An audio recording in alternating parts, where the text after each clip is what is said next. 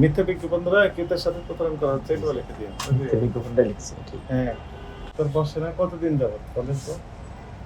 1 মাস 1 মাস 1.5 মাস থেকে ডাক্তার বসেন, এর আগে বসতেন? জি স্যার। 1.5 মাস যাবত ওটা দিয়ে রেখেছেন কেন?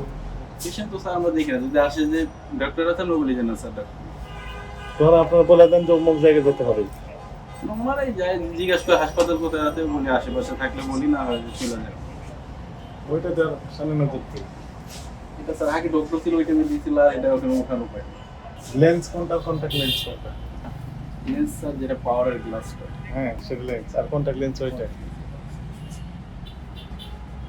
ওগুলো তো মূল্য তালিকাও দেননি, এমআরপি নেই, ইম্পোর্টার সেটা তথ্য নেই, তার কাছে কিনেছেন সেই তথ্য নেই। স্যার আছে মালিকের দ্বারা, আমার দ্বারা না। মিরপুর থেকে আসছে, মিরপুর থেকে দিয়ে যাও, পার্টি এসে দিয়ে যাবে। পার্টি এসে দিয়ে যাও। কোথাকার পার্টি জানেন না, না স্যার আমি বলবো।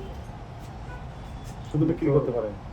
কার কাছ থেকে এনেছেন, তার কন্টাক্ট সবকিছু থাকতে হবে, ভাউচার থাকতে হবে, কত দিয়ে এনেছেন। প্রয়োজন না তাকে জিজ্ঞাসাবাদ করবো। এগুলো বাইরে, কিন্তু এমআরপি লেখা নেই। তো এগুলো সব কথা একটা বের করছেন, পার্টি দিয়ে দেয়, এটা কোনো কথা হইলো? লাগেজ লাগেজ না লাগেজ পেটে না কার্টুনে তো মিরপুর পার্টি, মিরপুর থেকে। আপনি ব্যবসা করেন, আপনাকে বুঝতে হবে না যে আপনাকে কে কি দিয়ে গেল, আসল দিয়ে গেল না নকল দিয়ে গেল, কোনো বিপদ আপদ হলে কাকে আমরা ধরবো, সব দায়িত্ব এখন আপনার। মিটফট আপনার নাম কি?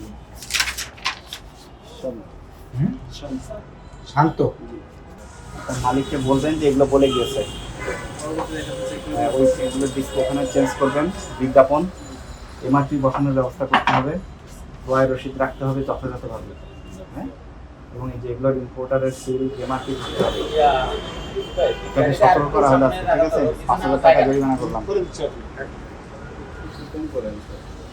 এই কথা বললে জরিমানা বেশি হবে, বুঝতে পারছেন? কমই করেছি আমি, কমই করেছি। ওই যে ওই স্যার থাকলে আরো বেশি করবে।